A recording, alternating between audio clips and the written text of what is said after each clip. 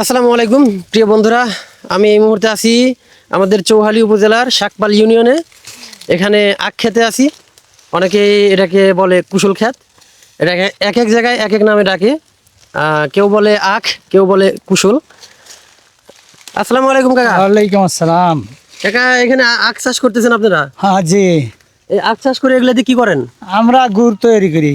গুড় তৈরি করেন? গুড় তৈরি করি, এটা আখের গুড়? আখের গুড় এটা অরিজিনাল তো? হ্যাঁ, অরিজিনাল। আমাদের এগুলোর মধ্যে কোনো নেই, ভেজাল নাই।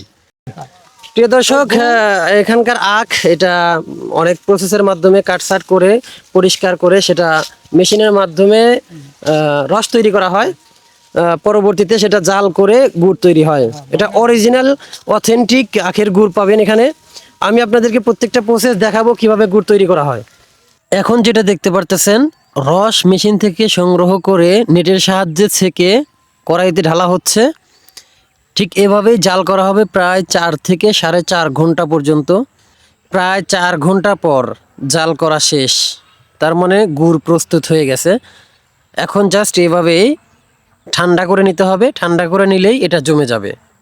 আচ্ছা কাকা, আপনাদের এখান থেকে যদি কেউ অরিজিনাল গুড় নিতে চায় তো কিভাবে নিবে? কোন প্রসেসের মাধ্যমে? আপনাদের কি ফোন দিয়ে যোগাযোগ করতে হবে? ফোন মাধ্যমে যোগাযোগ করলে ভালো হবে সবচেয়ে। ফোনের মাধ্যমে যোগাযোগ করলে হ্যাঁ, ভালো হবে। আসবো, ব্যান আসবো, অথবা যদি বেশি বেশি নেয় তাহলে গাড়ি, মাইক্রো গাড়িতেও নিতে পারবো, সমস্যা নাই। টিনে ভরা। প্রিয় দর্শক, আমি ওনাদের নাম্বার স্ক্রিনে দিয়ে দেব।